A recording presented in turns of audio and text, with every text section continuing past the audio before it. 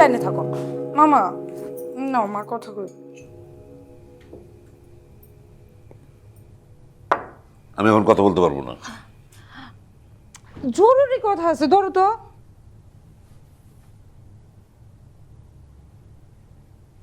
বল। কি ভাইজান, একটার পর একটা কি বিপদ আসতেছে?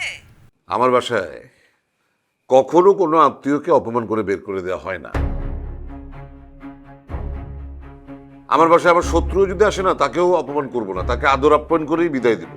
কার সাথে জিদ দেখাইতেছো? সারা জীবন জিদ করে করেই তো নিজেরে আমাদের কাছ থেকে অনেক দূরে নিয়ে গেছো। তুমি আমার ভাই, তাই তোমার আমি মাঝে মধ্যে স্মরণ করাই দিই আর কি। তোমাকে ফোন দিলি কিসের জন্য? হ্যাঁ, তোকে আমি বললাম আমাকে ফোন দেওয়ার দরকার নেই, তুই ফোনটা দিলি কেন আমাকে? আমি কি করবো? মা কইলো তোমার লোকে জরুরি কথা আছে। তোর মা বললে আমাকে ধরিয়ে দিবি? তুই জানিস না তোর মার সাথে আমার কথা ভালো লাগে না, ভালো যায় না। তুমি ওকে বকছো কেন? বাচ্চা একটা মেয়ে, ও এত কিছু বোঝে নাকি? ওকে না করার পরে কেন আমাকে ফোনটা ধরিয়ে দিবি? মামি আমি কি করবো?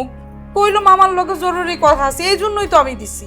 আর তুগো ভাই বোনের মধ্যে কি এমন কথা হয়েছে যে তোমার মেজাজ এত খারাপ হয়ে গেছে?